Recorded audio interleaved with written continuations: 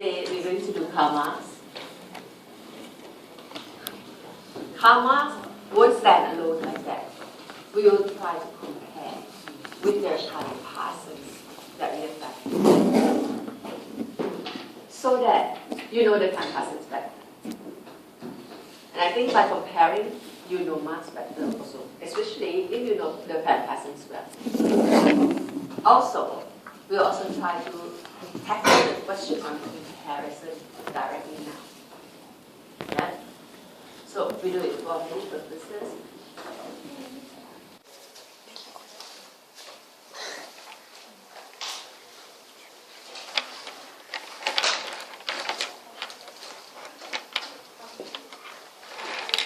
Okay, Karl Marx.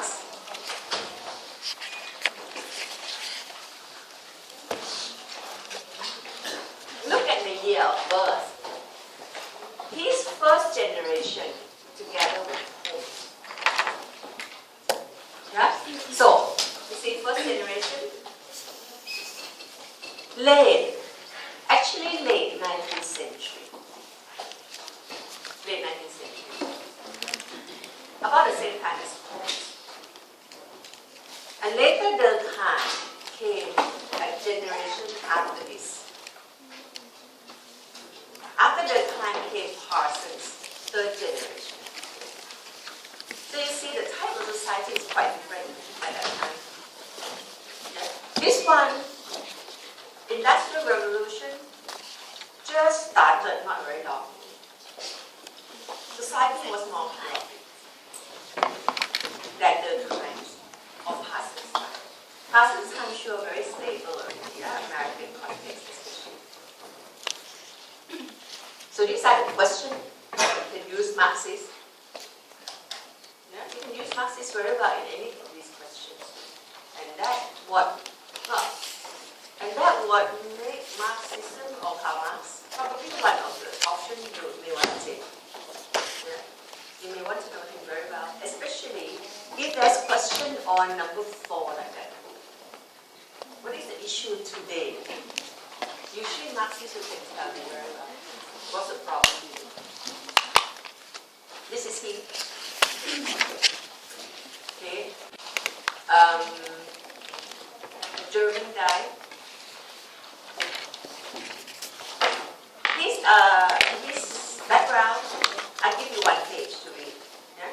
Just like Parsons the time, you have one page to read about their family background. Just give you some ideas so that you can understand him better. He was born in Germany, in the middle class. His father was a lawyer. He got his PhD. Yeah.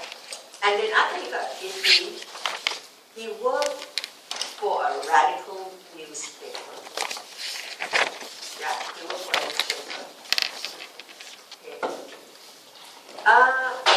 About 8 months into the job, he got promoted to chief editor. Yeah, his writing is very powerful. Now, after he was promoted to chief editor, not very long after that, his newspaper was closed down because he often wrote to offend the government. Government got angry with his newspaper. The government closed it down. And so he thought, Germany, too conservative. Yeah? Then he moved to France. In France,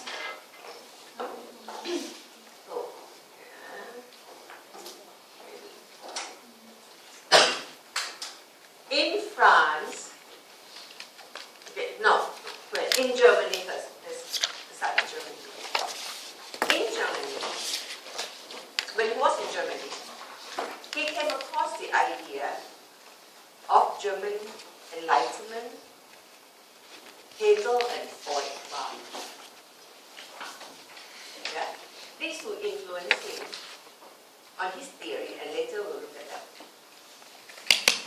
Later he moved to France to try to get more liberal atmosphere, because French people are known to be liberal than German more conservative. France. There he came across the idea of democracy. Democracy. Utopian socialism. Socialism is very democratic type. You know, in France, there was the guillotine of Louis XVI, remember? And French has been changed to republic, from monarchy into democracy. So he came across the idea of democracy and democratic principle through revolution.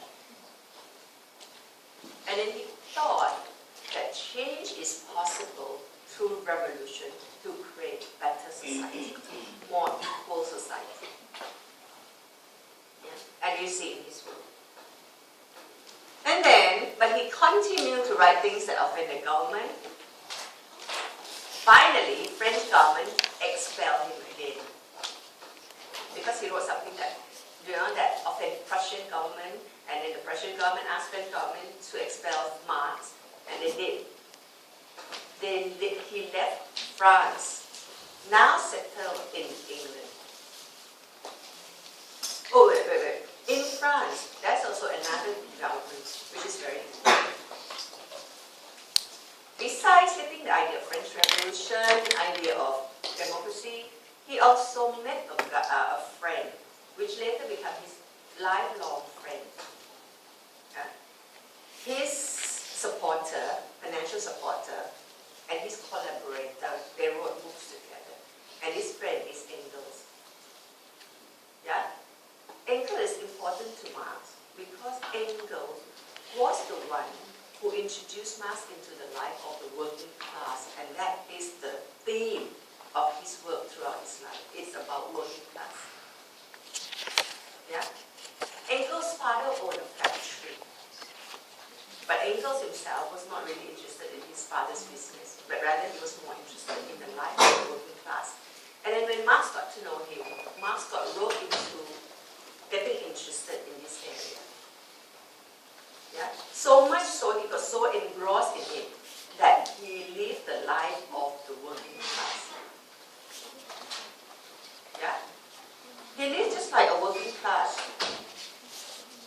And there was an idea that, you know, if you really want to understand him, you have to live that life. Yeah? If you really want to understand working class, you have to be there with them. Something like participant observation, but more than that. Participant observation, you don't want to go native, right? But it's like you want to go native. You really want to know, you know, how these people... See, Marx theory, it's not really a theory like Durkheim and Parsons, you know. It's not about a theory that seek knowledge or that try to explain things. But Marx theory is it's a theory that leads people to take action. It's really a revolutionary theory, you know. This theory is about guiding people to do something, not just to know. To know is not enough, he said. You've got to take action. And later there's another word called praxis, you know, coming to pop up later. Yeah? And all the idea comes from French Revolution, from the idea he get from his friend Engels. And Engels also support him because Marx made his living by writing. He doesn't get very much from his writing, even though he's very good at writing. You know, he joined revolutionary movement. Doesn't take off very well. Yeah? So therefore he was poor throughout his life. He died poor. His two kids died from incurable diseases. Yeah? And people say by the fact that he lived a very unhygienic lifestyle, you know, with the working class. Yeah. And it's a little bit of things about Marx. Together with Engels, they were asked to write a book that outlined principles of communism, and that comes Communist Manifesto. Yeah? So, when you think of Marx, you think of communism. You think of revolution. Yeah? You think of someone who is so critical about society. The page. Okay. So, after France, he moved to England. Because French government expelled him, yeah? So he went to England. He came across the economic idea, actually, of Adam Smith, David Ricardo. These are all communists. There, he was quite old already. So no energy to fight the government anymore. So he started to settle down, start writing some of these important work, especially things about the economy. And he produced many volumes of economic theory in his book called Das Kapital. Many of the volumes were discovered after his death, and became very influential economic texts actually. I didn't highlight any of these, Adam Smith, David Ricardo, and all that, because I think it's too much. Yeah? I think to really have to get into know the root is a little bit too much. Anyway, if you say, okay, I want to actually know everything that the subject guide wants me to know, yeah, you have to read that by yourself. I don't think you need to know that. I don't think you need to know everything the subject guide wants you to know. The subject guide is just too demanding.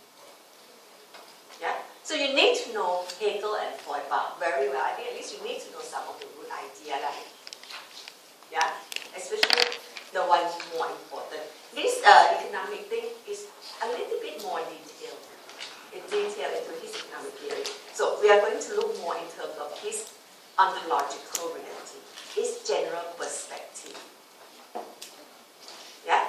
General perspective. And later the general perspective becomes conflict perspective, materialism, yeah? Structuralism, that kind of general perspective, you know, as we want to compare with the time classes. Okay, this is a little bit of Marx. Now, we said he was influenced by Hegel and Feuerbach. Now, let's look at Hegel and Feuerbach. Yeah? Hegel and idealism. Do I have to tell you what idealism is? Do I? You don't. I don't have to, right? You know, right? Can anyone tell me what is idealism? You have gone back and read up idealism, don't you? What is idealism?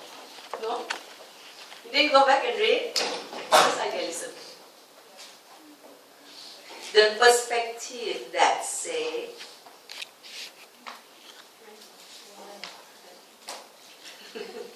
that's the one you go. The idealism is the perspective that say what? The ability to be able to concept thoughts and ideas. That one you steal from Hegel. And you get it from Hegel. No, from what you know about your time, what is idealism? The perspective that say, it's the perspective that say what? Let's say what is important? What is important? The word is really there. What is important? Idea is important. Idea, or something that we're thinking about, is the basis of all actual reality. Idea kill people. Durkheim said, lack of ideas, lack of norms, lack of moral regulation, normlessness, anomie, kill people. Remember that? So the ism, it is a perspective that says idea is the basis of social reality. These are his quotes. Right? Now I can go back and read that, but you don't have to remember all his quotes. You won't have time to write about all his quotes. You need to understand. Yeah, you need to understand what idealism is so that you can bring it to the context. When you want to compare or you want to write about people, you need to know what idealism is. So it is a perspective in that regard. The idea or the non-material facts as the basis of anything that is happening.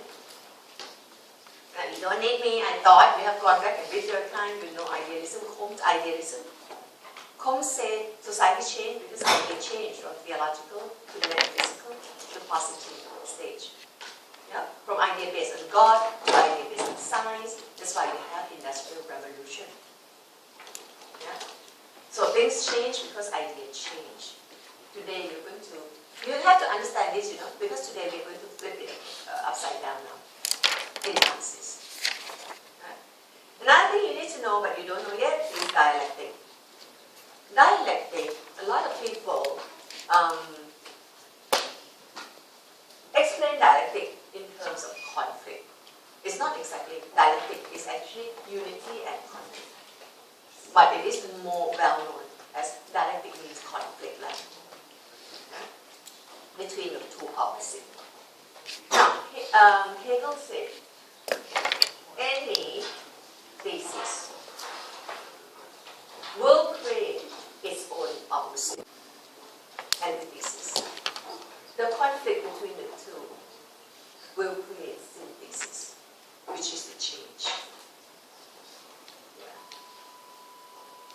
when he think of thesis, the word say all matter. Here, he think in terms of ideas. He's an idealist. So any idea will create the opposing idea. Two ideas will contrast, two ideas will oppose each other, there'll be a debate. With these two ideas, there'll be change. Yeah? Just some idea papers. Later on, Marx came and said, no, it's not about idea against idea, no, it's about one class against another class. Yeah. Okay. Besides Hegel, he was also influenced by Feuerbach. And now, how do you make use of all this? How do you make use of all this? You make use of them as you write. As you write, and you write Marx's idea of something.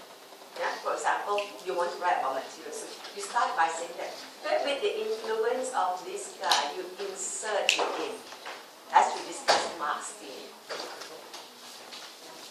Yeah? Because when you discuss Marx theory, you don't want to appear to be just descriptive. Yeah? You want to add in a lot of things to create depth. So you add in other theories, you add in examples, you add in contrasts. Sometimes you add in different aspects in there. Yeah? So you may add in later on, when his theory comes, I tell you how to add this guy in. Yeah? Another guy can add in is Feuerbach. Feuerbach. Also, another German Enlightenment. Okay, what did he say? Religious alienation. Religion is the source of ignorance. Yeah? Really, religion is the source of ignorance. You become alien to the knowledge. Yeah? You become alien to the real knowledge. And what is the cause of you being alien? Religion. Okay, so he says, we create God because we were ignorant. Yeah? In fact, we were ignorant, we create God. Yeah. That is our idea. Okay, this idealism, yeah? Human being creates God who were just our thoughts. God is an idea. God is our thought, an idealized creation of human thought. Yeah. We do it because we were ignorant. We don't know why it rains. Yeah? So therefore, we say it is God's will. We don't know why people die, why people get sick. All the things that happen in nature, with us, we don't know. We can't explain it at that time. So we create God to help explain it. God is the answer for all this. So God is the answer. Later on, we create God as our idea. God becomes emergent property. If we borrow the Kant's word, yeah? If we borrow the Kant's word, God becomes emergent property. A pattern, a structure. You want a lecture for me? Shh. Eventually, these gods turn on their creation. No. So over time, last time was just an idea. But to reinforce this idea, ritual, ceremony, somebody come in to say, okay, let's reinforce this idea, bringing people in together, and slowly there'll be big structure being created, like Roman Catholic Church. I'm talking about structure not just in terms of the physical structure of the church, I'm talking about the whole social structure, of priesthood, of all the rituals and all that. These are all created. Become emergent property, having life of its own. Exist sui generis. Yeah? Religion become institutionalized. Then we are trapped by it.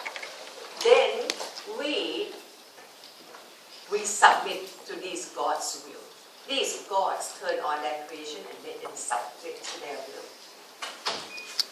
Then now, they start telling us what to do. There will be religious rules coming out to tell us how to behave. We don't have any more freedom. We only know things as much as religion tells us. We become alienated. And religion tells us things that may not be true, according to these people. It's just that we don't know we are alienated. We are alienated from the real knowledge. We don't really know what is true, what is the truth anymore. We just know as much as religion teaches us. We are religious alienated. Yeah? Now, later you'll hear Marx say exactly the same thing. This is Feuerbach, religious alienation. Now, while Hegel and Feuerbach are the idealists, Marx rejected idealism and he became a materialist. Okay? He asked, are you sure religion comes because we are ignorant and we seek explanation? Religion is just an idea? He said no. No, there is more than that. Why do people need religion? He said, people create religion not because they're ignorant, but because they're hungry. That's a real material world. That's the world of food. Yeah? So he was saying that there is more physical reality that people are facing every day. Here, remember, he was all thinking about the working class, right? The working class was poor. A lot of them. And during that time, the condition of the working class is not like working class today, you know. It was like assembly line. A lot of people working in the same factory. Yeah? Crowded, unhygienic, and unpleasant environment. Working class get very low pay.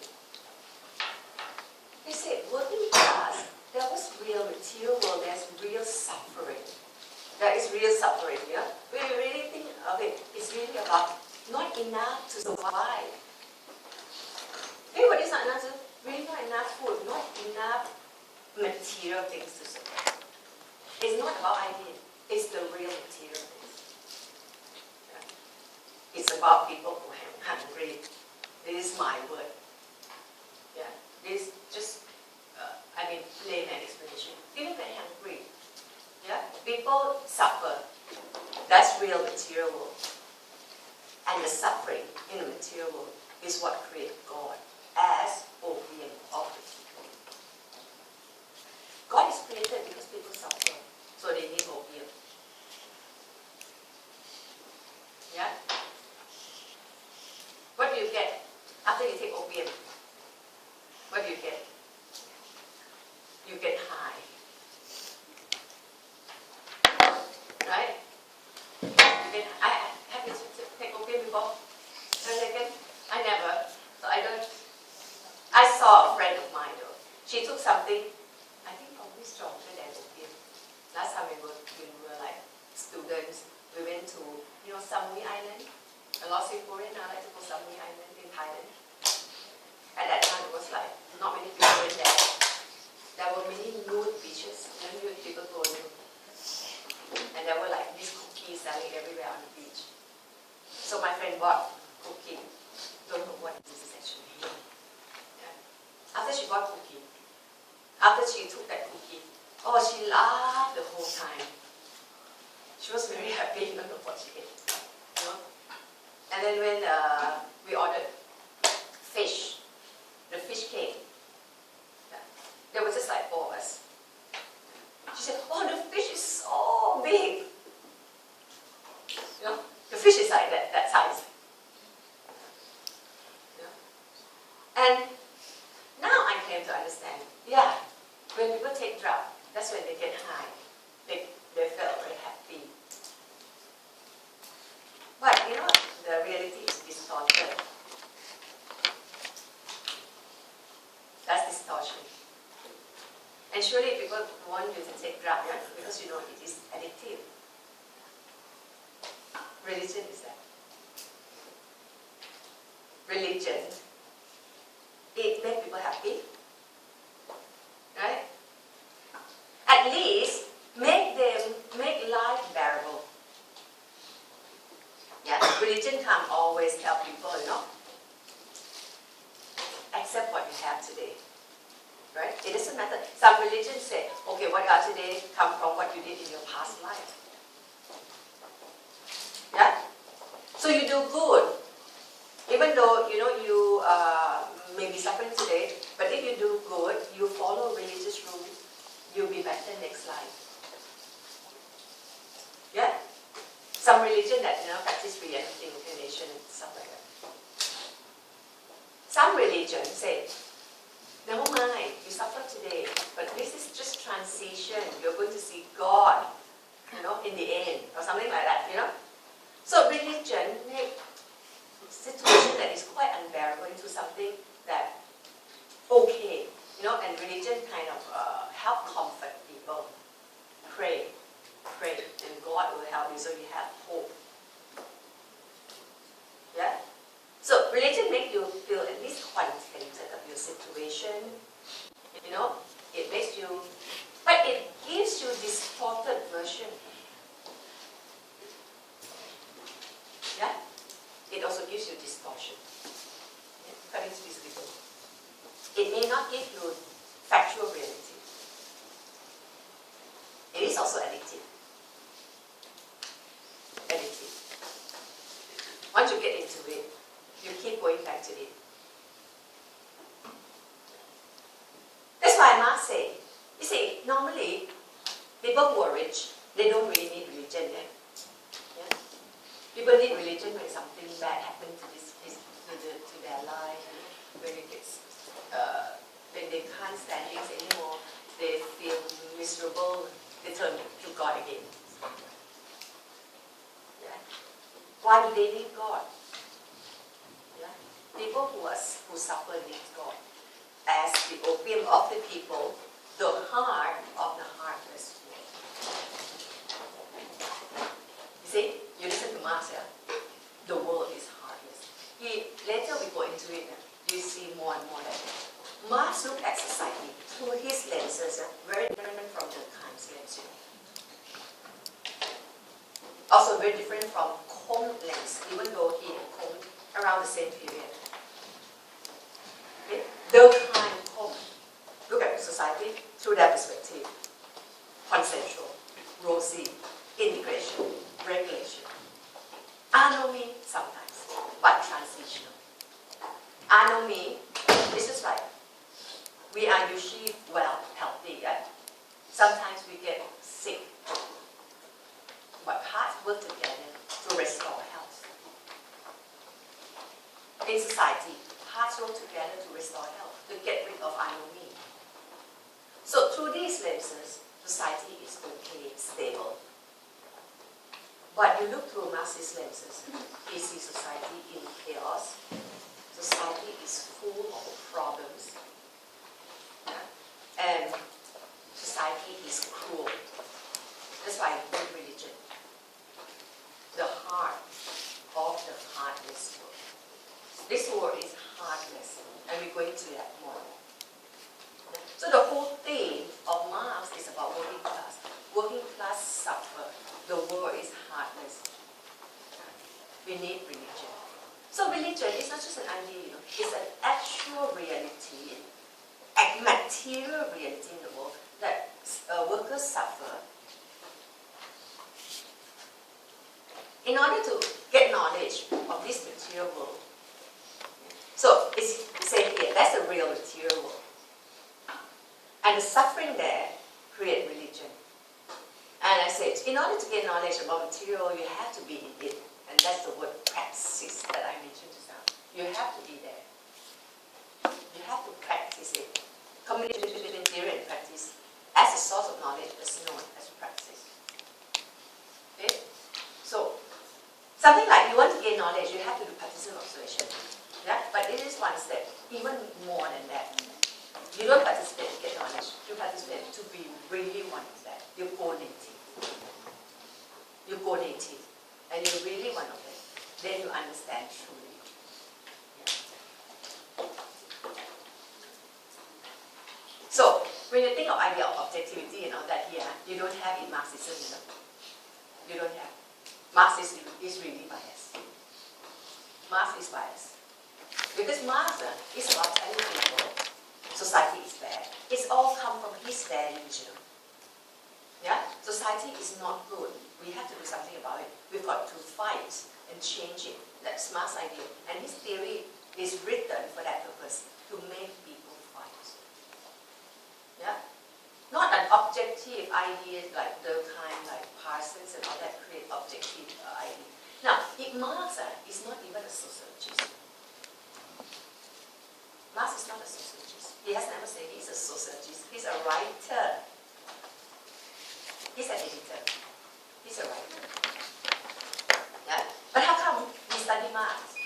Because we could interpret, from his writing, we could interpret social order, social change, relationship between society and individual, and power.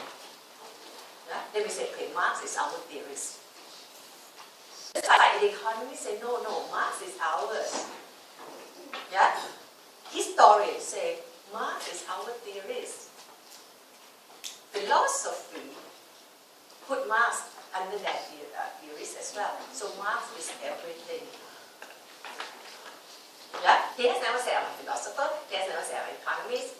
Okay? At that time, he was just a writer. But people interpret his work. Because his work is really actually very powerful. He was voted the best thinker of the last millennium. The best thinker. He was voted #1, on top of Einstein. But when I tell you that, you say, what indicator they use here? When you ask me that, put it there, what indicator they use, right? To rank this guy as #1. That one you have to go search. Alright. Okay. So, Hegel, Feuerbach, idealist. Religious alienation. Marx say, yeah, it's true, religion alienates us. However, religion doesn't have source, doesn't have the basis as idea. It is based on material reality that religion is created. He adopted materialism. He's not idealism anymore. He's now a materialist. Okay.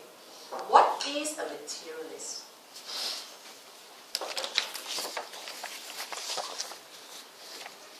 Yeah. Later you know, in simpler terms, materialist is the economy. So Marx focused on the economy. As the explanation of God, of religion, and of everything. Yeah? Why did Parsons say idea explain everything? Idea explain suicide. Idea explain religion, the study of religion, elementary form. Durkheim say idea. It's about moral regulation. Marx says it's not the idea. Religion is the idea that has materials. It is based on the economy. Now, he said, men distinguish themselves from animals as soon as they could produce the means of subsistence. Means to sustain life. Yeah? This is food. This is food. Yeah? In simpler terms, in the most basic term, this is food. We can produce food. That's why we are different from other animals. Animals can't produce food. We can. Animals just take food available in nature. But we can produce our own food. We can rear chicken. We can do agriculture. We can grow rice. Yeah? Animal can't do that. We are to control.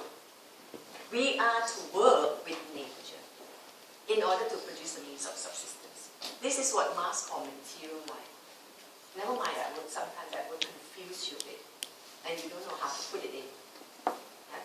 We say that production of means of subsistence, yeah, that one usually people write. It simply means to work with nature, to control is there for the production of material life.